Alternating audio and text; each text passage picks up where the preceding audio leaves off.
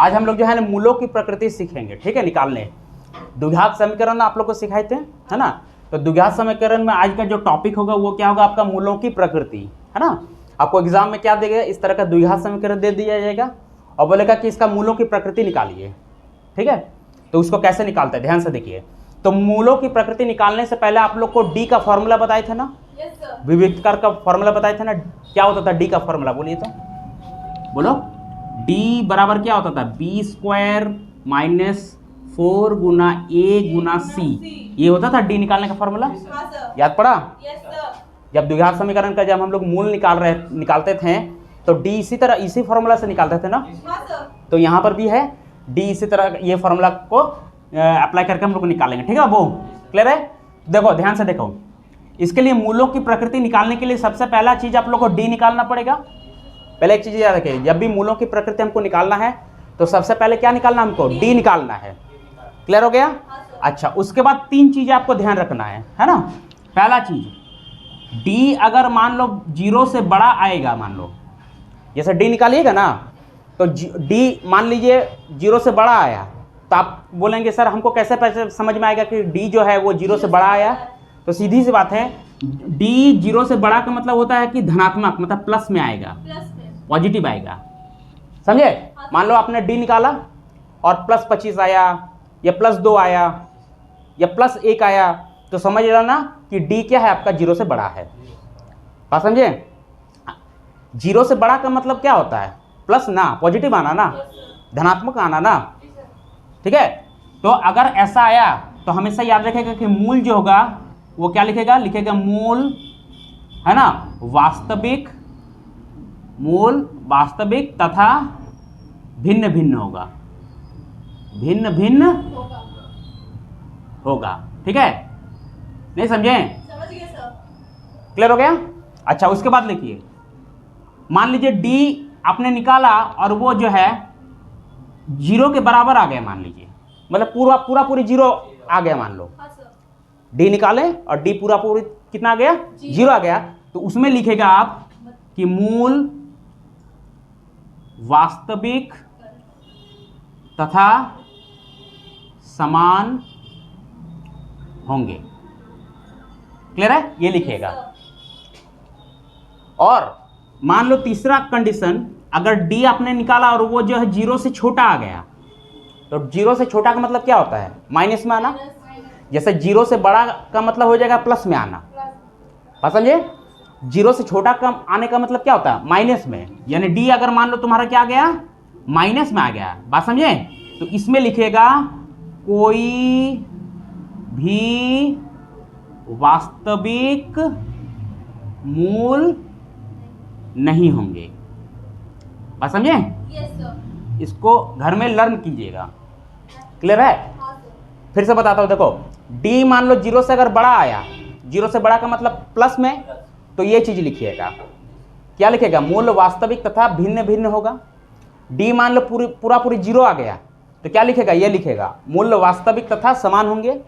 और डी मान लो 0 से छोटा आया, 0 से छोटा का मतलब क्या होता है, माइनस में, तो ये चीज लिखेगा कोई भी वास्तविक मूल नहीं होंगे, बात समझे। तो अब देखो तुमको क्या होगा, इस तरह का क्वेश्चन दे दिया इस तरह से, है ना। और इसका क्या निकालने बोला आपको, मूलों की प्रकृति। क्या बोला है निकालने, मूलों की प्रकृति। तो मैंने क्या बोला आप सबसे पहले, मूलों की प्रकृति निकालने के लिए सबसे पहला चीज आपको क्या निकालना पड़ता है, डी। याद रखो, है ना। जब भी क्वेश्चन में मूलों की प्रकृति निकालने के लिए बोलेगा तो सबसे पहला चीज आप लोग क्या निकालेगा, डी निकालेगा। तो चलिए डी निकालते हैं। अच्छा, डी निकालने से पहले ए बी सी तो ढूंढना पड़ता है ना। बताओ इस क्वेश्चन में ए कितना होगा, देखो इसके आगे में जो रहता है वो ए होता है ना बाबू, तो ए कितना हो जाएगा, 2। बी कितना होगा बताओ, इसके आगे में जो रहता है वो ना बी होता है, तो बी कितना होगा, 1। नहीं समझे? और सी क्या होगा बताओ, 0 कैसे होगा, लास्ट में जो ये नंबर रहता है ना वही ना सी होता है, तो -1 ना, ऐसा नहीं लेते थे। इसके आगे में जो रहता था वो क्या होता था, ए। इसके आगे में जो रहता था वो क्या होता है, बी।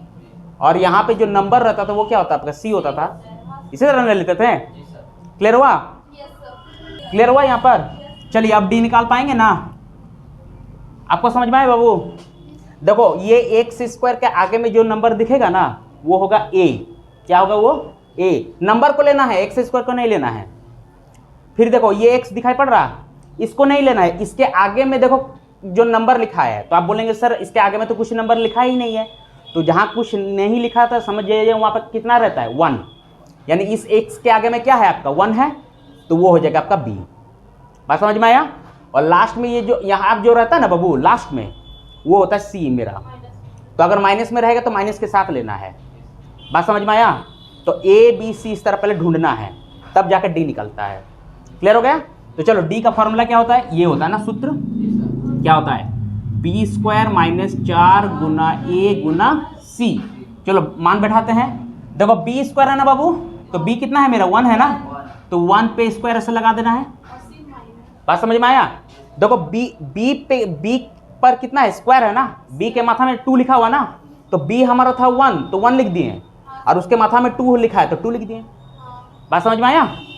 फिर माइनस है तो माइनस देना है, 4 है तो 4 देना है, गुना है तो गुना दिए, ए है तो ए कितना है? 2, और सी कितना है? देखो -1 है ना बाबू, तो सी हम -1 ऐसे लिख दिए।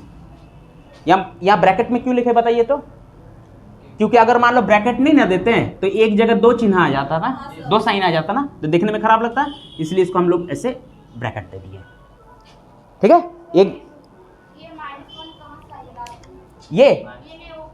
ये यहां से देखिए सी कितना है? -1 है कि नहीं? देखा पड़ा?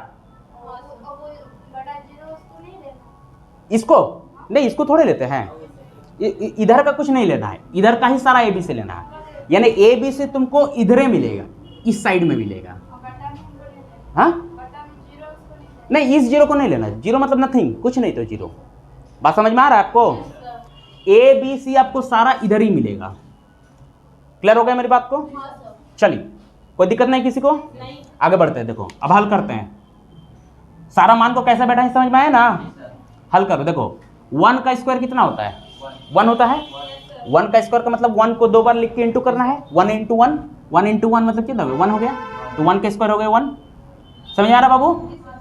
चलो देखो अब ये तीनों को गुना करना है, तो चलो गुना करो, पहले गुना करो। 4 दूनी 8 और 8 एकम 8, यानी ये तीनों को गुना किए तो कितना है? 8 आया ना बाबू? आज चिन्ह को भी गुना करना है, साइन को भी गुना करना पड़ता है। तो देखो यहाँ माइनस है, यहाँ माइनस है, माइनस माइनस क्या हो गया बाबू? प्लस हो गया। बात समझे? जिसको गुना करते हैं उसके चिन्ह को भी गुना करना चाहिए आपस में। समझ में आ रहा? तो गुना कर दे तो इतना गया। अब चलो 1 + 8 कितना होता है? 9। क्लियर हुआ? तो ये मेरा डी निकल गया। अब बताओ तो कि डी हमारा ये वाला चीज आया कि ये वाला चीज आया कि ये वाला चीज आया? पहला वाला आया। मैंने बताया था कि डी 0 अगर प्लस में आया तो इसका मतलब ये वाला चीज आया। पूरी 0 आता तो ये वाला चीज लिखते हैं, आप माइनस आता तो ये वाला चीज लिखते हैं। समझ में आया? आपको समझ में आ रहा है बाबू? यहाँ डी जो हमारा 9 आया, ये +9 आया कि -9 आया? बोलो। +9 आया ना, तो प्लस का मतलब क्या होता है? ये वाला पहला वाला चीज। तो यही वाला चीज अब लिख देंगे हम लोग, है ना? बात समझे? तो क्या लिखेंगे? ये सारा चीज को लिख दीजिएगा।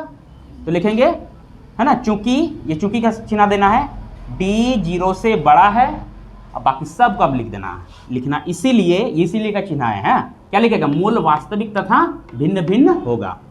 क्या लिखेगा? मूल वास्तविक तथा भिन्न होगा। हो गया, ये हो गया मूलों की प्रकृति। अब देखो ऐसा तुमको द्विघात समीकरण दिया है, तुमको क्या निकालना है? मूलों की प्रकृति। तो चलो बताओ। तो सबसे पहले मूलों की प्रकृति निकालने के लिए हमको 4 चीजें निकालना पड़ता है। मैंने अभी बताया था ए बी सी और डी निकालना पड़ता है। ठीक है? तो चलो बाबू बताओ, ए कितना होगा? 2 होगा कि ना? अब समझ में आ रहा? इसके आगे में जो नंबर आपको दिखाई पड़ रहा वही ए होता है। ठीक है? जो ए हो गए 2। बी बताओ कितना होगा? बोलो। इसके आगे में जो नंबर दिखाई पड़ रहा -3 लेना है। माइनस अगर रहेगा तो माइनस के साथ लेना है। नहीं समझे? तो बी कितना हो गया? -3। समझ में आ रहा? इसके आगे में जो दिखता है वही बी होता है। ठीक है बाबू? तो इसके आगे में -3 है तो -3 हो गया बी। सी कितना होगा बताओ? +5। Very good. A B C निकल गया। अब क्या निकलना है मुझको? डी। चलो डी का सूत्र क्या होता है? बी स्क्वायर -4 गुना ए गुना सी। देखिए आप लोग जब भी क्वेश्चन सॉल्व कीजिएगा ना, फॉर्मूला लिख देना, क्योंकि फॉर्मूला में नंबर मिलता है। सूत्र के साथ बनाइएगा, बिना सूत्र के नहीं बना दीजिएगा, फिर मास्टर को टीचर को लगेगा कि आप कहीं से चीटिंग करके लिखे हैं। इस चीज़ का ध्यान रखिएगा। क्लियर है? चलो मान बैठाते हैं। बी कितना है बाबू? देखो -3 है ना, तो -3 पहले बैठा दिए हम लोग। आप ही देखो उस बी के ऊपर माथा में 2 है ना, मतलब स्क्वायर है ना, तो स्क्वायर लगा दिए। क्लियर? बी जितना रहेगा उसको पहले लिख दो और उसके ऊपर में स्क्वायर चढ़ा दो। माइनस है तो माइनस दिए, 4 है तो 4, गुना है तो गुना, एक कितना है 2, 80 कितना है बाबू 5। चलो हल करते हैं। -3 का स्क्वायर कितना होगा बोलो? नहीं, ठीक से बोलो।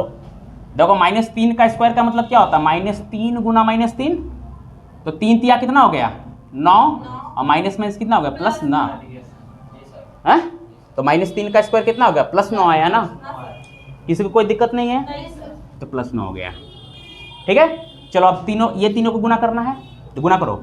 4 दूनी 8 और 8 पचे 40, 8 पचे 40 ना, तो 40 हो गया।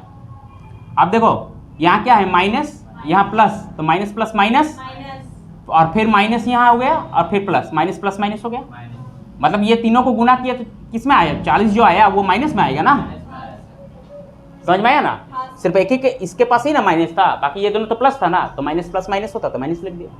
चलो इसको घटाओ, इसको घटाना पड़ेगा ना, क्योंकि इसका चिन्ह क्या है प्लस और इसका चिन्ह क्या है माइनस। प्लस माइनस क्या होता है? माइनस होता है, यानी घटाना पड़ेगा। 40 में से 9 घटाइएगा तो कितना आएगा 31। चिन्ह कौन सा आएगा बोलो? माइनस का, क्योंकि इन दोनों में बड़ा है 40 पे चिन्ह है माइनस का, तो माइनस आ गया। हुआ? अब बताओ इन तीनों में कौन सा आया? पहला वाला कैसे आया? पहला वाला के लिए प्लस में आना होगा ना। क्या ये प्लस में है? ये प्लस में आया, तो माइनस वाला कौन सा होगा? ये 3 नंबर वाला ना, है ना, यानी डी 0 से छोटा। बस ये सबको लिख देना है ना। तो लिखेंगे चूंकि, देखो चूंकि का साइन ऐसा होता है, क्या लिखेंगे? डी 0 से छोटा है, तो क्या 0 से छोटा, तो ये चीज पूरा लिख दीजिए। कोई भी वास्तविक मूल नहीं होंगे, कोई भी वास्तविक मूल नहीं होंगे, है ना। समझ में आया अच्छे से? तो ये हो गया आपका मूलों की प्रकृति।